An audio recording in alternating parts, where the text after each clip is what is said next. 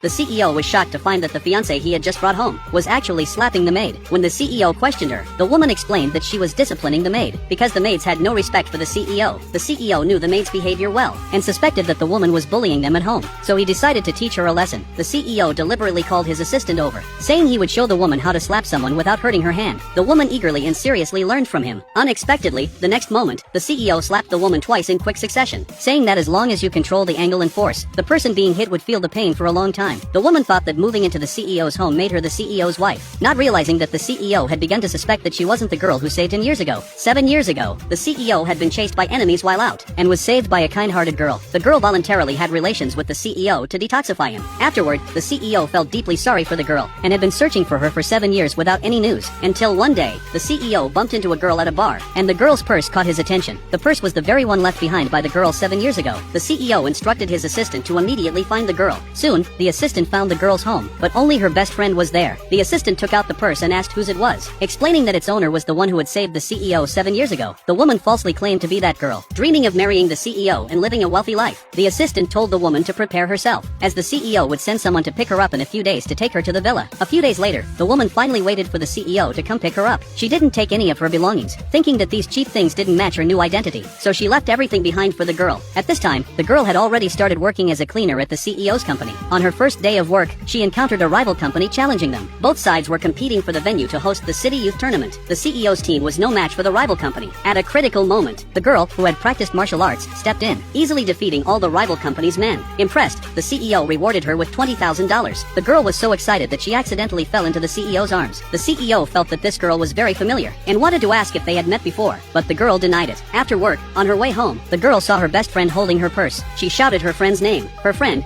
fearing that the CEO would discover her impersonation, quickly pulled the girl aside and told her she was getting married, asking for the purse as a wedding gift. The girl readily agreed, and, out of courtesy, planned to greet her friend's boyfriend. Her friend, terrified, quickly blocked her path, explaining that her boyfriend didn't like meeting strangers, and that they could meet next time. Then she lied, saying that the girl's son wasn't feeling well. Upon hearing this, the girl rushed home, only to find that her 4 sons were not sick, and she was relieved. The 4 sons, knowing how hard their mother worked to earn money, decided to find her a husband. The next day, they split up to take action. One of the boys fell while crossing the street, and the CEO happened to rescue him and take him to the hospital for treatment. After drawing some blood, the CEO found out that although they shared the same blood type, he couldn't donate blood to the boy. When the girl learned that her son was hospitalized, she rushed to the hospital, only to be scolded by the doctor, who asked how she could let the boy's biological father donate blood to him. The girl was confused. When she saw the identification report the doctor handed her, she realized that the CEO was the man from 7 years ago. At that moment, the CEO also happened to walk in.